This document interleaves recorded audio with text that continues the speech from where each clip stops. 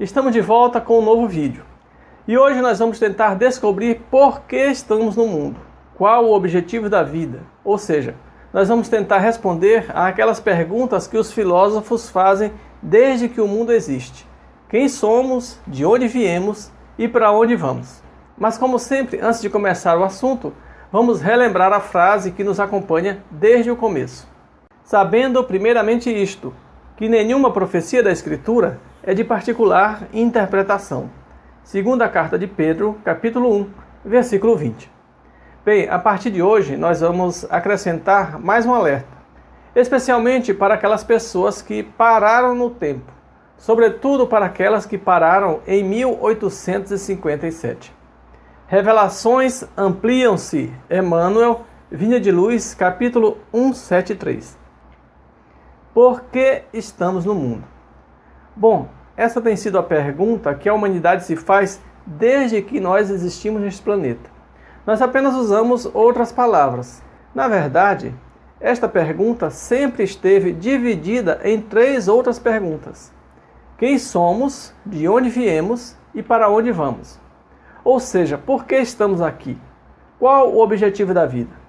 Hoje nós vamos tentar responder essas perguntas. Claro que nós temos que lembrar a advertência de Jesus. Quem tiver ouvidos para ouvir, ouça. Mateus, capítulo 11, versículo 15. Ou seja, é uma resposta. Agora, se é a resposta, você é livre para concordar ou discordar. Nós vamos começar vendo dois versículos da Bíblia. Nós vamos partir deles para começar a esclarecer o tema de hoje. Vamos lá. Então disse Deus: façamos o homem à nossa imagem, conforme a nossa semelhança. Gênesis capítulo 1, versículo 26. Assim Deus criou o homem, a imagem de Deus o criou. Gênesis capítulo 1, versículo 27. Esses versículos dizem que fomos feitos à imagem e semelhança de Deus. Mas isso sempre nos pareceu, talvez, tão grandioso, que nós nem tentamos entender o que de fato significam esses versículos. Além do que, nós não sabemos o que é Deus ou do que Deus é feito. Então a informação de que fomos feitos à imagem e semelhança de Deus nunca nos disse muita coisa, nunca foi exatamente uma revelação, pois nos faltava compreender primeiro quem é Deus ou o que é Deus, do que Deus é feito. E tínhamos deixado de lado este texto até hoje. Então hoje vamos tentar entender o que essas palavras significam. E devo dizer que elas significam exatamente o que está escrito. Somos feitos à imagem e semelhança de Deus. E nós precisamos compreender e aceitar esse fato, porque ele nos abre o entendimento para tudo que veio depois. Por exemplo, esses versículos são a chave que abre o nosso entendimento para todo o Evangelho, para tudo que Jesus disse. Na verdade, tudo que veio depois, tudo que foi dito e escrito depois, foi basicamente para esclarecer o conteúdo destes dois versículos do Gênesis que nós acabamos de ver. As informações sempre estiveram na Bíblia. As revelações sempre estiveram lá. Na verdade, esses dois versículos são uma revelação. Nós poderíamos até dizer que esta é a revelação das revelações.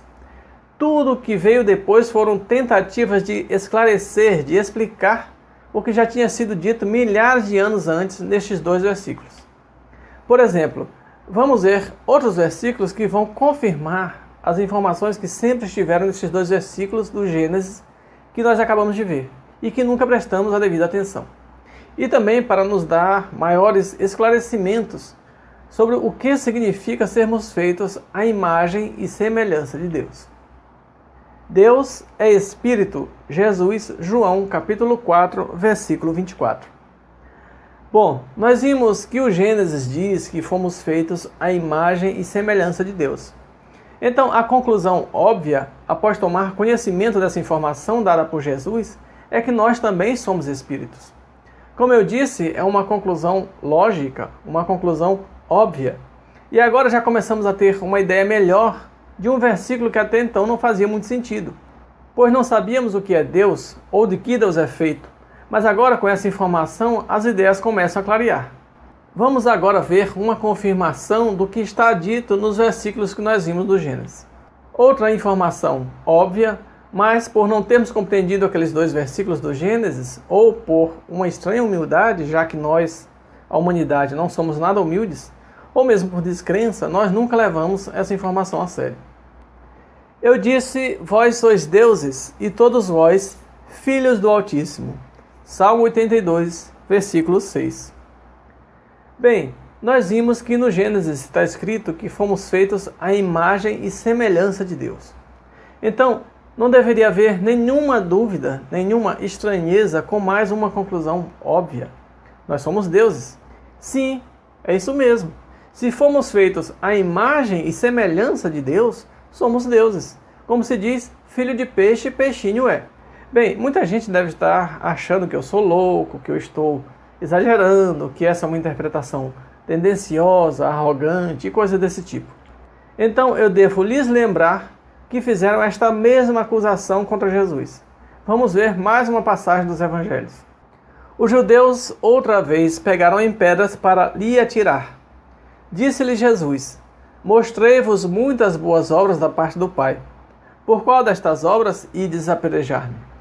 Responderam-lhe os judeus, não vamos te apedrejar por uma boa obra, mas por blasfêmia, e porque, sendo tu homem, te fazes Deus. Replicou-lhe Jesus, não está escrito na vossa lei, eu disse, sois deuses? João, capítulo 10, versículos 31 a 34. Ou seja, Jesus está dizendo, olha, não sou eu que me comparo a Deus, não sou eu que estou dizendo que nós somos deuses, é a vossa escritura que diz que todos nós somos deuses. E Jesus também disse que, em verdade vos digo, que aquele que crê em mim fará também as obras que eu faço e fará outras maiores. João capítulo 14, versículo 12. Claro, se somos deuses, podemos fazer as obras que Jesus fez, ou como ele mesmo diz, fazer até obras maiores do que as que ele fez. Paulo diz isso da seguinte maneira, tudo posso naquele que me fortalece. Filipenses capítulo 4, versículo 13. E Jesus diz mais, ensina mais sobre qual deve ser o nosso comportamento, a nossa postura, como deuses que somos. Sede, pois, misericordiosos, como vosso Pai é misericordioso. Lucas capítulo 6, versículo 36. Jesus diz que Deus é misericordioso. Então, se fomos feitos à sua imagem e semelhança, também devemos ser misericordiosos. Devemos nos portar como criaturas divinas que nós somos. E outra vez recorremos a Jesus para confirmar essa ideia, essa tese, já que deve haver muita dúvida pairando na cabeça de muita gente. Sede, pois, vós outros perfeitos, como perfeito é o vosso Pai celestial. Mateus capítulo 5, versículo 48. O que Jesus está dizendo? Ele está dizendo, vós sois deuses, então comportem-se como tal. É claro que ele também está nos exortando à perfeição, é claro. As pessoas não costumam dizer assim, fulano nem parece que é filho de Beltrano e Ciclana, ele é tão diferente dos pais. Não é assim que as pessoas comentam? É exatamente isso que Jesus está dizendo. Comportem-se, vocês são filhos de Deus, são deuses. Então, comportem-se como tais. Agora, além de nos aprofundar nesse assunto, precisamos saber as consequências disso, já que certamente não é tão simples assim. Afinal, se nós somos deuses, as nossas responsabilidades sobem de patamar. Então, vamos continuar em busca da resposta às nossas perguntas que são: qual o objetivo da vida? Qual o objetivo da nossa existência? Por que estamos no mundo? A Terra é uma escola para a formação de deuses. Nós precisamos entender, primeiramente, o conceito de que a Terra é uma escola. E eu venho dizendo isso desde o primeiro vídeo desse canal. Assim como existem escolas de medicina, escolas de engenharia, etc., a Terra também é uma escola para a formação de deuses. Então, afinal, qual o objetivo da nossa existência? Qual o objetivo da vida? Bem, nós já vimos isso nos versículos que foram citados anteriormente, mas não está bem claro. Então vamos ouvir essas afirmações de maneira mais clara, mais didática. Allan Kardec, o codificador do Espiritismo, fez essa pergunta para os espíritos. Ele usou outras palavras, mas a pergunta é a mesma que estamos fazendo desde o começo. É a pergunta de número 132 de O Livro dos Espíritos. Vamos acompanhar. Qual o objetivo da encarnação dos espíritos? Resposta: Deus lhes impõe a encarnação com o fim de fazê-los chegar à perfeição. O Livro dos Espíritos, pergunta 132. Alguma surpresa com essa resposta? Nós vimos até agora exatamente isso. Sabemos que fomos feitos à imagem e semelhança de Deus, que nós somos deuses. Então começamos a entender, por exemplo, por que Jesus disse: sede, pois, perfeitos, como perfeito é o vosso Pai Celestial. Mateus capítulo 5, versículo 48. Os espíritos que assessoraram Kardec não podiam responder outra coisa. Eles conhecem a Bíblia, eles estudaram a Bíblia. Algumas pessoas esquecem que antes de 1857 não existia Espiritismo. Portanto, vocês acham que os espíritos estudaram onde? Na Bíblia. Mais do que isso, os espíritos não poderiam jamais desdizer, contrariar o ensinamento de Jesus. Sede, pois, vós outros perfeitos, como perfeito é o vosso Pai Celestial. Portanto, um dos objetivos da nossa existência é chegarmos à perfeição. Qual o objetivo da encarnação dos espíritos? Deus lhes impõe a encarnação com o fim de fazê-los chegar à perfeição. Como eu venho dizendo, a Terra é uma escola. Então, estamos aqui para alcançar a perfeição, em especial a perfeição moral, para executar, para realizar aquilo que Jesus nos disse: sede perfeitos como o vosso Pai Celestial é perfeito. Algumas pessoas devem estar dizendo: estava tudo bem, até que estava fazendo sentido, mas eu sinto dores, todos nós sofremos com alguma coisa. A princípio, a gente imagina que, se de fato fôssemos deuses, como nós vimos lá no começo, feitos à imagem e semelhança de Deus, não deveríamos sofrer. Então, vamos continuar vendo a resposta que os espíritos deram a Allan Kardec. A pergunta era: qual o objetivo da encarnação dos espíritos? Deus lhes impõe a encarnação com o fim de fazê-los chegar à perfeição. Mas, para alcançar essa perfeição, tem de sofrer todas as vicissitudes da existência corporal. Ou seja, para cumprir o objetivo, que é chegar à perfeição, teremos percalços durante a caminhada. Teremos dores e sofrimentos, que foi o que Jesus demonstrou quando esteve na Terra. Bom, agora tem um outro problema. Porque alguém pode dizer: eu sou católico. Ou outro pode dizer: eu sou protestante. E quem está fazendo essas afirmações são os espíritos. E eu tenho dificuldades em acreditar em espíritos. A resposta até que faz sentido, mas são os espíritos que estão dizendo. Até agora, tudo tinha sido respaldado por um versículo bíblico.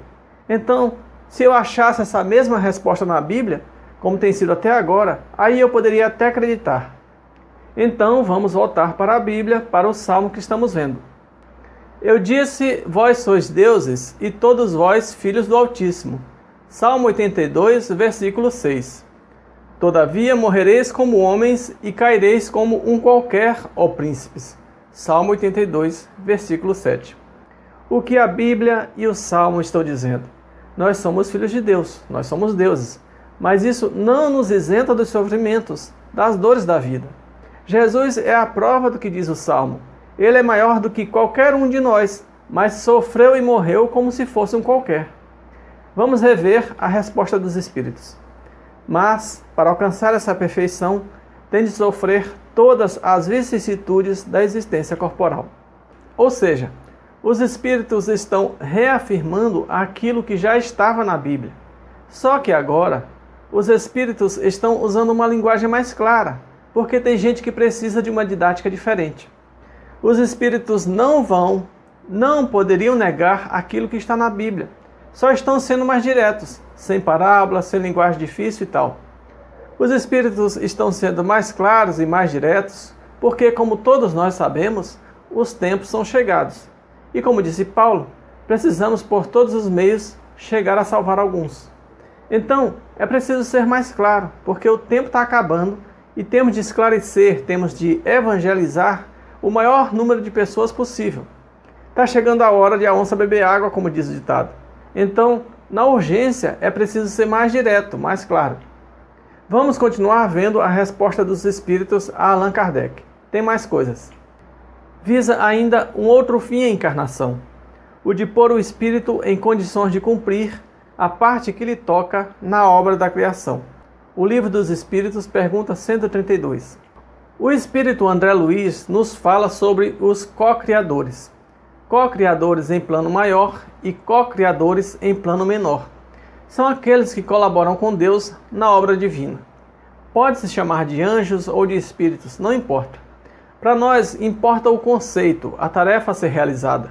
Então, para ficar mais fácil de entender e no nível em que estamos, eu vou dar a todos nós na Terra o título de estagiários, só para transmitir a ideia, como nos esclarecem os espíritos. Visa ainda um outro fim à encarnação, o de pôr o espírito em condições de cumprir a parte que lhe toca na obra da criação. Vamos para a nossa analogia. Você tem um terreno e vai construir um shopping ou um condomínio de apartamentos, não importa. Você vai precisar de engenheiro civil, engenheiro elétrico, engenheiro hidráulico, arquiteto, mestre de obras, pedreiros, ajudantes, enfim. É exatamente isso.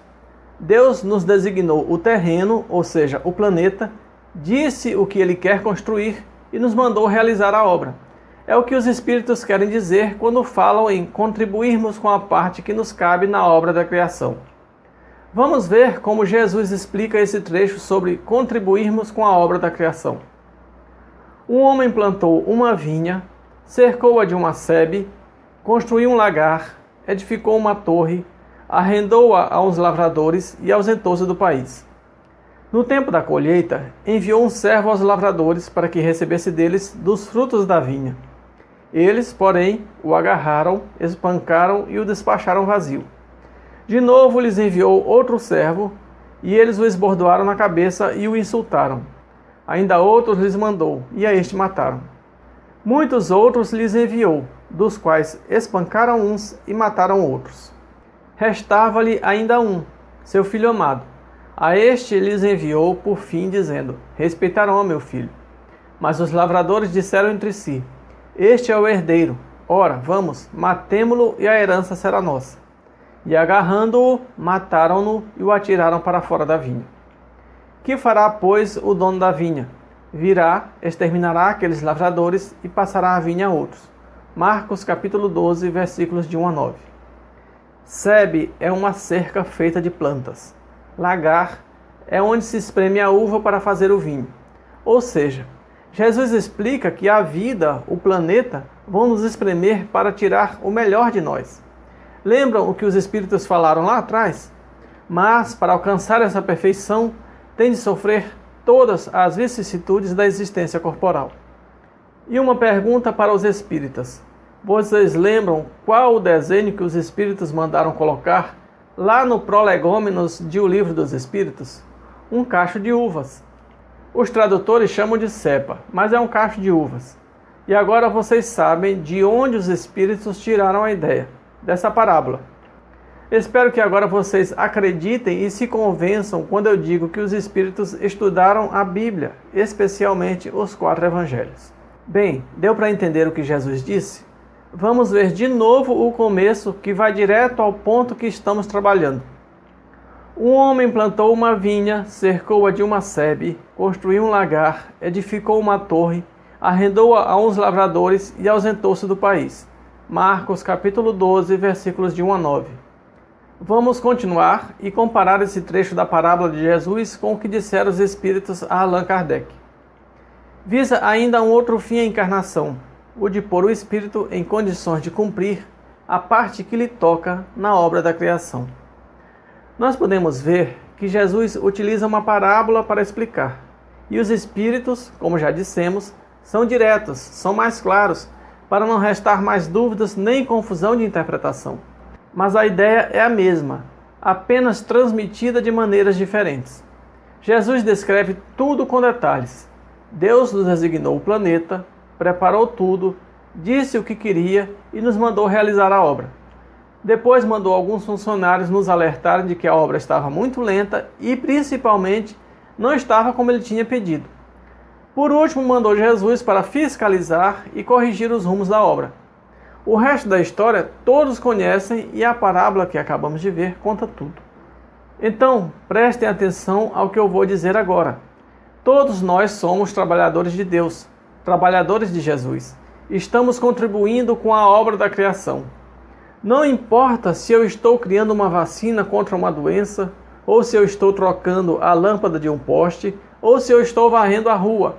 Todos executamos uma função na obra da criação. Alguns podem pensar assim, por exemplo: mas eu estou varrendo a rua, eu queria estar criando a vacina. Então estude, se prepare, só depende de você. Quando você estiver pronto, Deus, Jesus, vão lhe dar o trabalho de acordo com o que você precisa e pode realizar. Todos trabalhamos na obra de Deus, na obra da criação. O cargo que ocupamos ou que vamos ocupar, a tarefa que vamos realizar, só depende de nós. Mas todos, consciente ou inconscientemente, estamos contribuindo com a parte que nos toca na obra da criação. Entendem agora porque eu fiz vídeos falando de Hesíodo, Homero, Platão, Alexandre Magno? Hesíodo e Homero trouxeram ao mundo a ideia de que os deuses e as deusas gregas podiam ter filhos e filhas com humanos e humanas. Isso preparou o terreno para que, séculos depois, Maria pudesse dizer que estava grávida de Deus, e todos entenderam que Jesus era filho de Deus e uma humana, Maria. Vejam o que diz o ex-padre John Dominic Crossan no seu livro O Nascimento do Cristianismo.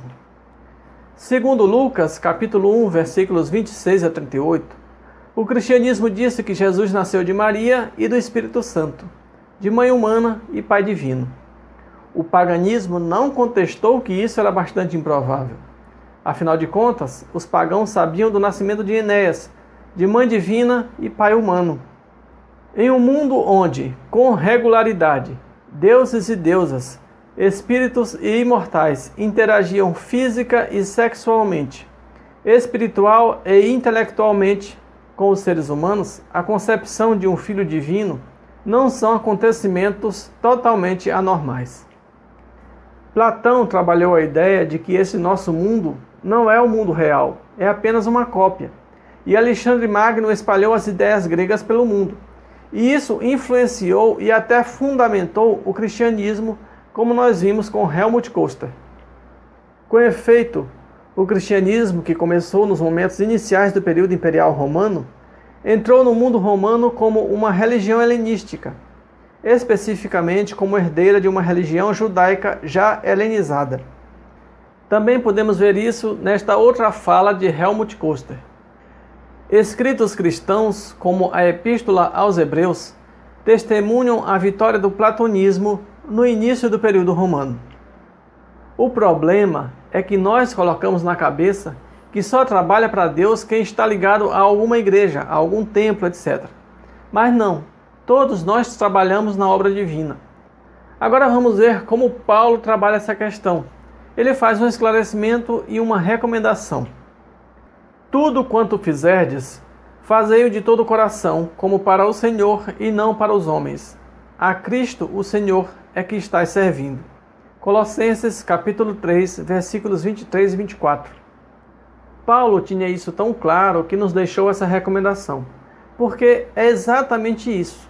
Como eu venho dizendo, somos todos trabalhadores de Jesus, ou, para usar uma linguagem humana, Jesus é o nosso patrão. Tudo que fazemos, estamos fazendo para Ele. Então, como disse Paulo, tudo tem de ser feito de todo o coração e com a máxima seriedade. Bem, agora nós vamos continuar com a resposta da pergunta 132 de O Livro dos Espíritos. Vamos saber como acontece, como se dá tudo isso.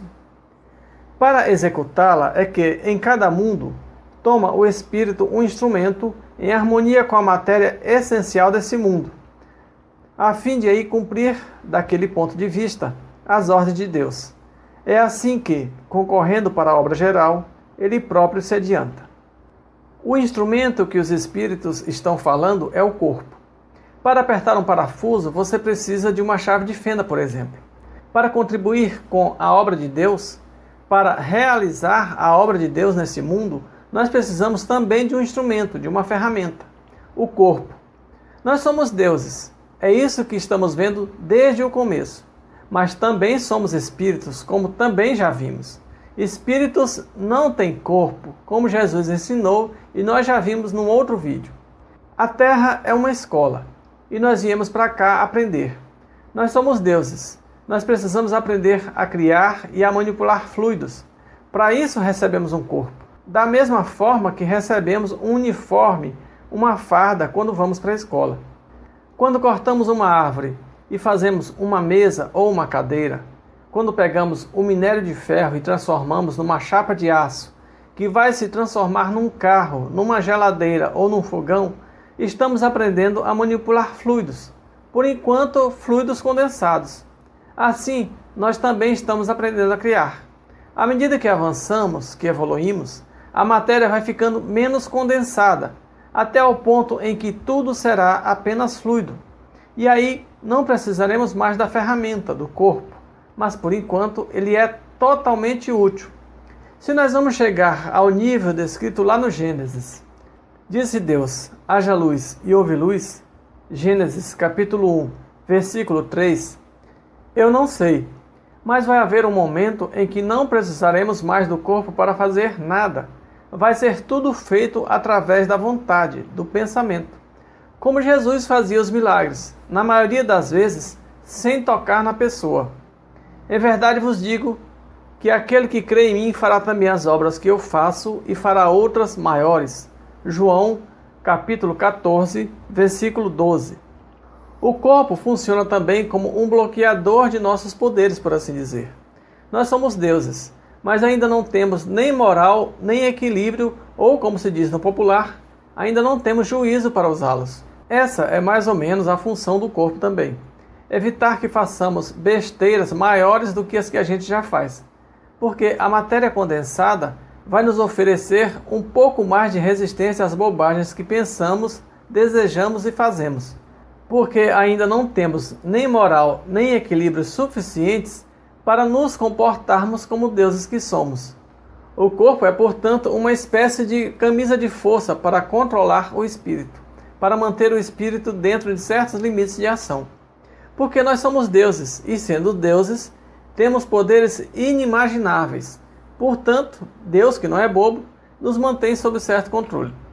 Bem, vamos ver o comentário que Allan Kardec fez dessa resposta. A ação dos seres corpóreos é necessária à marcha do universo. Deus, porém, na sua sabedoria, quis que nessa mesma ação eles encontrassem um meio de progredir e de se aproximar dele. Desse modo, por uma admirável lei da providência, tudo se encadeia, tudo é solidário na natureza. Bem, aí está um resumo da ideia que estamos trabalhando nesse vídeo. A ideia de que a Terra é uma escola. Nós diríamos, usando um termo também terreno, que a Terra é uma escola profissionalizante. Estudamos e aprendemos fazendo, construindo e realizando a vontade de Deus. Bem, tem um pedaço da resposta dos Espíritos que eu deixei por último. Vamos ver agora. Na verdade, ela pertence ao começo da resposta, mas eu deixei por último. Vamos ver. Qual o objetivo da encarnação dos Espíritos? Deus lhes impõe a encarnação com o fim de fazê-los chegar à perfeição. Para uns é expiação, para outros missão. Bem, não é expiação. Dizem que na segunda edição de O Livro dos Espíritos, lançada por Kardec, tinha 7 respostas para cada pergunta. E na edição definitiva, Kardec teve então de optar por uma só e optou por essa. Mas esse trecho está errado. Na verdade, é uma confusão que quase 200 anos depois ainda persiste. A confusão entre o que é encarnação e o que é reencarnação. A pergunta que Kardec fez foi: qual o objetivo da encarnação dos espíritos?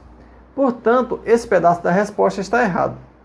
Antes que algumas pessoas comecem outra vez com o coro de crucificam, crucificam, soltem Barrabás, primeiro ouça a explicação. Você que é pai ou mãe, quando manda seu filho para a escola, é para ele ser castigado? Claro que não. Você manda seu filho para a escola para ele estudar, para ele ser alguém na vida. Agora, se ele bater no colega, destruir a cadeira, pichar a escola, responder mal à professora, aí ele vai receber uma punição. Mas o objetivo inicial de ele ir para a escola foi estudar. Vamos voltar para a Bíblia, para o Gênesis. Adão e Eva estão lá no Jardim do Éden, no paraíso. Está tudo de boa, tudo maravilha, ninguém estava ali para espiar nada. Mas a Eva, toda serelepe e pimpona, resolveu aprontar. Aí virou expiação. Mas o objetivo inicial era só chegar à perfeição e contribuir com a parte que nos cabe na obra da criação. Portanto, ninguém veio para o mundo para expiar nada. O problema é que nem encarnados e nem desencarnados entenderam ainda que encarnação é uma coisa e reencarnação é outra coisa. É um erro, mas é fruto da confusão que existe sobre os dois conceitos, encarnação e reencarnação. Se não entendermos que uma coisa é uma coisa e outra coisa é outra coisa, se continuarmos confundindo focinho de porco com tomada, Zé Carroceiro com Zé Carroceiro, não entendendo que um trabalha na roça e outro trabalha com carroça, fica difícil entender o livro. O outro problema na resposta é o seguinte: para outros é missão. Também tem um problema. Não é para outros, é para todos. Para todos é missão. E como nós vimos aqui, são duas missões: chegar à perfeição e contribuir com a parte que nos cabe na obra da criação. São as duas tarefas que Deus nos deu. Vejam esse trecho de O Evangelho segundo o Espiritismo. Todo homem tem na terra uma missão, grande ou pequena. Qualquer que ela seja, sempre lhe é dada para o bem. Falseá-la em seu princípio é, pois, fracassar com o seu objetivo. Evangelho segundo o Espiritismo, capítulo 17, item 9. Vejam que os Espíritos confirmam o que eu disse. Primeiro, todos nós temos uma missão. Segundo, missão grande ou pequena. Ou seja, os exemplos que eu dei foram criar uma vacina ou varrer a rua. Terceiro, qualquer que seja a missão, sempre nos é dada para o bem, nunca para o mal.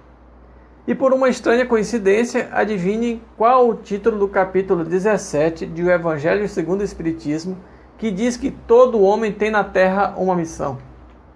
É o capítulo Sede Perfeitos, que é exatamente o que nós vimos Jesus e os Espíritos afirmarem nesse nosso estudo. Bem, nós já estamos aqui há um bom tempo debatendo esse assunto e tentando ser o mais didáticos possível para responder as perguntas que fizemos lá no início do vídeo, que foram: quem somos, de onde viemos e para onde vamos? Nós resumimos essas três perguntas em uma só, que era: por que estamos no mundo? Ou qual o objetivo da vida? Vimos que Allan Kardec fez essas perguntas da seguinte maneira: qual o objetivo da encarnação dos espíritos? E vimos os espíritos darem essa resposta: Deus lhes impõe a encarnação com o fim de fazê-los chegar à perfeição. Para uns é expiação, para outros missão. Mas, para alcançar essa perfeição, tem de sofrer todas as vicissitudes da vida corporal. Nisso é que está a expiação. Visa ainda outro fim a encarnação, o de pôr o espírito em condições de cumprir a parte que lhe toca na obra da criação. Para executá-la é que, em cada mundo, toma o espírito um instrumento em harmonia com a matéria essencial desse mundo, a fim de aí cumprir, daquele ponto de vista, as ordens de Deus. É assim que, concorrendo para a obra geral, ele próprio se adianta. Será que tudo que nós falamos aqui faz algum sentido? Vamos perguntar a Jesus. Bem, nós já vimos Jesus confirmar uma parte da resposta dos Espíritos quando nos recomenda sermos perfeitos como o Pai Celestial é perfeito. Agora, e o resto da resposta dos Espíritos? Quando os Espíritos falam sobre contribuirmos com a obra da criação, com a obra de Deus, será que está certa a resposta? Vamos perguntar a Jesus. Qual o objetivo da vida ou qual o objetivo da encarnação? Fazer a vontade daquele que me enviou e realizar a sua obra. João capítulo 4, versículo 34. Bem, nós só precisamos colocar o pronome no plural. Onde Jesus diz fazer a vontade daquele que me enviou, devemos alterar para nos enviou. A vontade de Deus é que sejamos perfeitos. Já vimos isso aqui. E o segundo motivo de estarmos no mundo é o que Jesus falou: realizar a obra de Deus. Porque é exatamente isso. Estamos no mundo para fazer a vontade de Deus, que é chegarmos à perfeição e realizar a sua obra. E repetimos isso toda vez que recitamos o Pai Nosso. Que seja feita a vossa vontade, tanto na terra como no céu. Mateus capítulo 6, versículos 9 e 10. Bom, eu quero fazer um comentário final. Eu quero dizer que considero a pergunta 132 de O Livro dos Espíritos a pergunta mais importante da doutrina espírita. Eu posso dizer, com um pouco de exagero, mas nem tanto, que os centros espíritas de todo o país deveriam passar um mês fechados só estudando a pergunta 132. Não adianta falar de fluido, perispírito, perdão, amor ao próximo, mediunidade, etc., sem saber de cor salteado, como se dizia antigamente, a questão 132. Por exemplo, você sai de casa para ir ao supermercado e lá esquece o que foi fazer. Bom, o supermercado pode ser perto ou não, mas você volta para sua casa e pronto. Mas sair do plano espiritual e chegar aqui e não saber o que veio fazer é muito complicado. Até porque a resposta está na pergunta 132 de O Livro dos Espíritos. E como eu falei no começo, nós só podemos entender o que Jesus disse se soubermos de cor essa resposta. Porque tudo que Jesus ensinou aponta para essa resposta. Tudo que Jesus ensinou é porque ele sabe que o objetivo final é a perfeição. Bem, no próximo vídeo nós vamos continuar o assunto. E o próximo vídeo está imperdível. Nele eu vou anunciar o fim do Espiritismo Consolador. Mas antes que alguém tenha uma síncope, prestem atenção ao que eu estou dizendo. Eu não disse o fim do Espiritismo, eu disse o fim do Espiritismo Consolador. O fim da abordagem consoladora do Espiritismo. Não perca o próximo vídeo. Então, clique em gostei, compartilhe esse vídeo. Muito obrigado e até mais.